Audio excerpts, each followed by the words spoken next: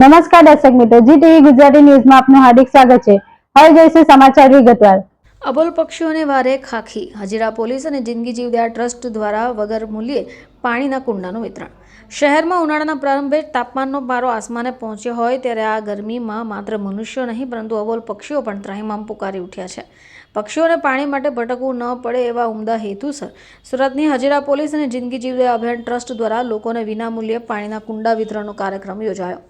હાલમાં ઉનાળાની શરૂઆત થઈ છે ત્યારે શહેરમાં આકરી ગરમી પણ પડે છે। શહેરમાં હજીરા પોલીસ અને જિંદગી જીવદયા અભિયાન ટ્રસ્ટ દ્વારા હજીરા પોલીસ સ્ટેશન ખાતે લોકોને વિનામૂલ્યે પાણીના કુંડા વિતરણનો કાર્યક્રમ યોજાયો। હજીરા પોલીસ મથકના પીઆઈ સહિતના પોલીસ કર્મીઓ ટ્રસ્ટના લોકો જોડાયા।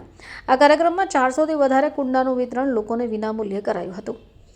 આ આકરા દિવસોમાં તરસને કારણે પક્ષીઓ પોતાનો દમ ન તોડે, સુરત પોલીસ પોતાની ફરજની સાથે સામાજિક જવાબદારીનું પણ સુંદર ઉદાહરણ પૂરું પાડી રહી છે। હજીરા પોલીસ અને જિંદગી જીવદયા અભિયાન ટ્રસ્ટના દ્વારા સભ્યો સુરતના નાગરિકોને એક નમ્ર અપીલ પણ કરે છે। દરેક નાગરિક પોતાના ઘરની અગાશી, ગેલેરી કે આંગણામાં પક્ષીઓ માટે પાણી ભરેલું કુંડું રાખે। દીપ મહેતા, પ્રમુખ જિંદગી જીવદયા અભિયાન ટ્રસ્ટ સુરત।